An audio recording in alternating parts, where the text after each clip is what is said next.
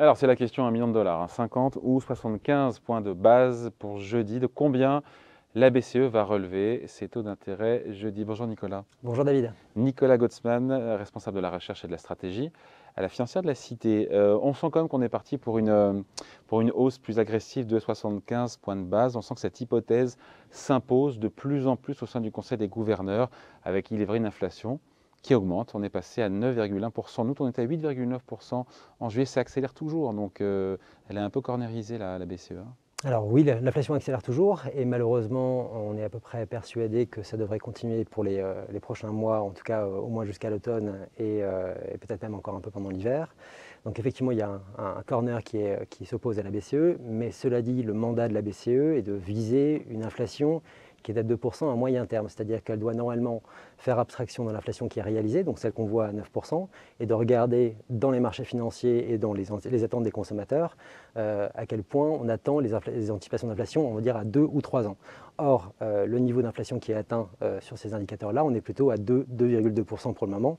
Donc on va dire que le niveau d'inquiétude ne devrait pas être celui qui frappe aujourd'hui celui de la BCE, mais ils ont décidé ces derniers temps effectivement de donner plus de poids à l'inflation réalisée que ce que leur dit leur mandat, et du coup, s'ils supposent effectivement donc une C'est parce intervention. qu'il y a le retard à l'allumage. Quelque part, c'est le contre-coup d'avoir estimé pendant tout 2021 que tout ça était temporaire et que l'inflation ne montrait pas plus que ça. J'en suis pas persuadé. Je pense que c'est plutôt, on va dire, un virage plutôt politique au sein de la BCE. C'est-à-dire que, étant donné qu'on a les 19 banquiers nationaux qui votent, plus les 6 membres du directoire, la majorité qui était détenue avant par les DOF depuis l'ère Draghi a été considérablement modifiée depuis le début de l'année, notamment sous l'impulsion de Joachim Nagel, donc le patron de la Bundesbank, et qui a permis en tout cas à la majorité de la BCE d'être beaucoup plus du côté des faucons qu'elle ne l'était auparavant, et ce qui explique du coup la teneur. Les Allemands ont pris le pouvoir au sein de la BCE, c'est un petit peu excessif de dire ça, non? Non, je pense que c'est assez clair aujourd'hui. Je pense qu'un des meilleurs, le plus grand signal qui a été apporté par ça, c'est la réunion de Jackson Hole, qui est quand même un événement très important dans le monde des banques. Tous les banquiers centraux y étaient.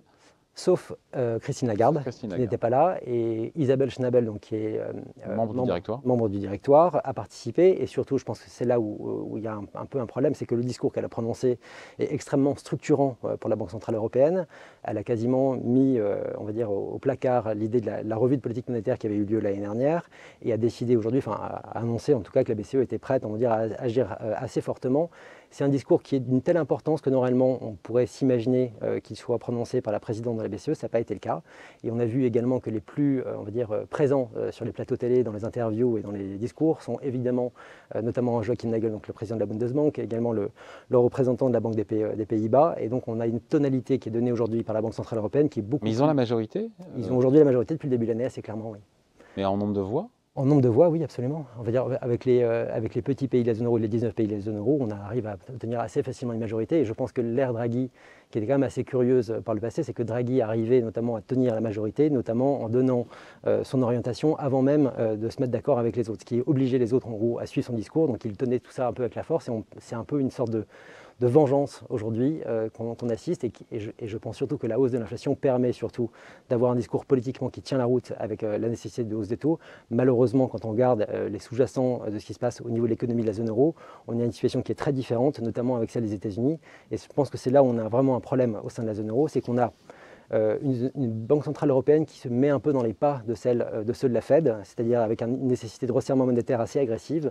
Or, l'économie américaine aujourd'hui est effectivement en surchauffe. On voit notamment que les trajectoires de croissance qui sont aujourd'hui celles des États-Unis sont au-delà de celles qui étaient avant crise, c'est-à-dire que l'économie américaine a vraiment de l'avance par rapport à là où elle devrait être. Or, ce n'est pas du tout le cas de la zone euro. Les chiffres sont bons sur le premier et deuxième trimestre de croissance en zone euro, supérieur à ce qu'on imaginait? Alors, je pense que c'est effectivement l'inverse de ce qui se passait aux États-Unis, c'est qu'on a des chiffres assez bons, notamment avec quand on regarde dans le détail, en fait, c'est surtout les inventaires et la balance commerciale qui a permis, on va dire, le soutien de la croissance européenne. Or, quand on regarde dans le détail, notamment sur ce qui se passe sur la demande, là c'est plutôt assez fragile. Et quand on regarde notamment ce qui se passe depuis 2 mois avec les indicateurs PMI, dont les derniers ont été publiés ce matin, on voit qu'on a un ralentissement de la croissance au sein de la zone euro. On est en dessous de 50, c'est-à-dire on est en territoire récessif depuis le mois de juillet. Donc juillet et août, ce qui nous donne, on va dire, une possibilité d'avoir au 3e trimestre de cette année, le début en gros d'une contraction de l'économie européenne. Mais donc on aura une contraction avec une accélération de l'inflation et une BCE qui augmente A priori, donc jeudi, C'est ça. 75 points de base, c'est quasiment acté, non? Je pense que ça sera une bonne mesure, on va dire, du niveau de pouvoir qu'ont atteint les Faucons aujourd'hui. 50 points, c'était ce qu'on imaginait au départ. Depuis la réunion de Jackson Hole, quelques heures avant Jackson Hole. En juillet, la BCE nous parlait de 50 points de base. Hein. On parlait de 50 points de base, mais surtout, quelques heures avant la réunion de juillet, on parlait de 25 points de base et Christine Lagarde s'était engagée à 25 points de base. Elle l'avait annoncé lors de la réunion précédente. Or, c'est 50 points qui sont sortis, ce qui montrait déjà qu'il y avait une prise de pouvoir des Faucons. Et là, maintenant, on attendait plutôt 50. Or, il a été annoncé une dizaine de jours qu'en fait, finalement, on réfléchit plutôt à 75. Et surtout, ils ne veulent pas s'arrêter là.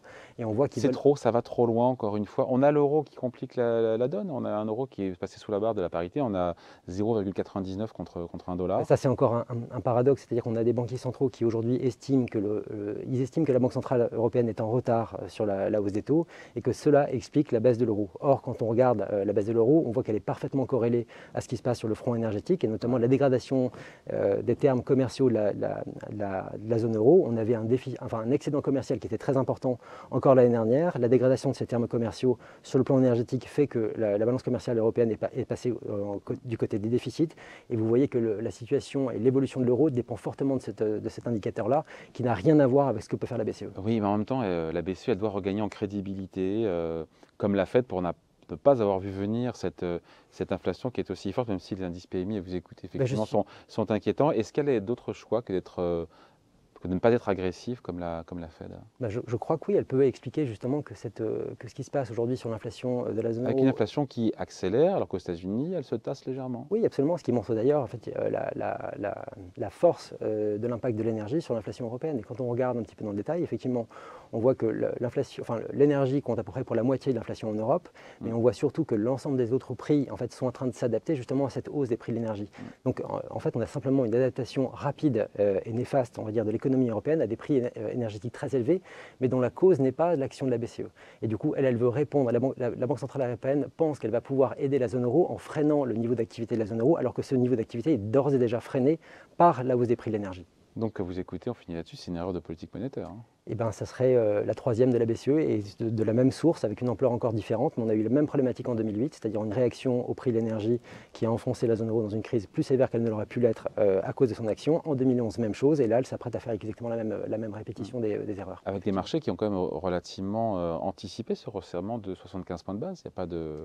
Je pense parce que les marchés ont compris que la majorité du Conseil des gouverneurs a passé du côté un peu obscur, c'est-à-dire un peu sur le côté extrêmement restrictif de la monétaire. Il y aura d'autres réunions en plus après. On parle de celle de septembre, on se focalise là parce que c'est jeudi. Oui, c'est ça. Après, la question, c'est les autres. C'est jusqu'où aller le fameux taux neutre qui ni ne soutient ni ne pénalise l'activité. Qui est compris entre 1 et 2% qui devrait être atteint d'ici la fin de l'année. On pourrait monter encore au-delà à partir de la fin de C'est pas dramatique non plus, 1 ou 2% de taux directeur pour la BCE. Si vous avez une croissance qui est à zéro ou négative, ça devient vraiment dramatique. Bon voilà, on en reparlera en tout cas. La BCE qui devrait avoir la main lourde a priori jeudi. À tort à vous écouter. Oui. Merci Nicolas Gautzmann, donc responsable de la recherche et de la stratégie à la financière de la Cité. Bye.